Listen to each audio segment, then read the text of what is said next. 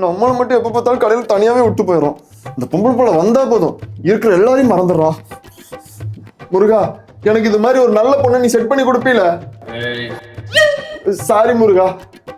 என்ன தம்பி தனியா புலம்பிட்டு இருக்க? என்னன்னா பண்றது, புலம் போட்டுட்டு போயிட்டானே. ஆமா, நீங்க யாரு? நான் யாரா? யாருன்னு தெரியலன்னா யாருன்னு தான் கேட்பாங்க. தம்பி நீ யாருப்பா இங்க கடையில? எங்க கடைக்கு வந்துட்டு என்னையும் யாருன்னு கேக்குறீங்களா? சரி சரி, உன் பேர் என்னப்பா? என் பேர் சங்கு. இந்த கடையில எல்லாமே நான் தான். அதான் என்னை பத்தி எல்லாம் சொல்லிட்டேன்ல. இப்ப சொல்லுங்க, நீங்க யாரு? பழைய பட்டுப்புடவை வாங்கிக்கிறீங்கன்னு சொன்னாங்க, கொடுத்துட்டு பணம் வாங்கிட்டு போலான்ட்டு வந்தோம்ப்பா. வாங்கிக்கிறீங்களா? சரி, புடவை கொடுங்க.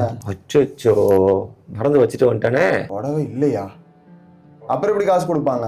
தம்பி இப்போ ஒரு 8000 மட்டும் பணம் கொடு, நான் போயிட்டு எடுத்துட்டு வந்து உனக்கு கொடுத்துறேன் தம்பி. அந்த மாதிரிலாம் இங்க பண்ண மாட்டோம். புடவை கொடுத்தீங்கன்னாக்க பார்த்துட்டு காசு கொடுப்போம். தம்பி இந்த கடையில வேலை செய்யறாலும் பாரதி, அதை எனக்கு தெரிஞ்ச பையன் தான். கூட நான் போய் கொண்டு வந்து கொடுத்துறேன்.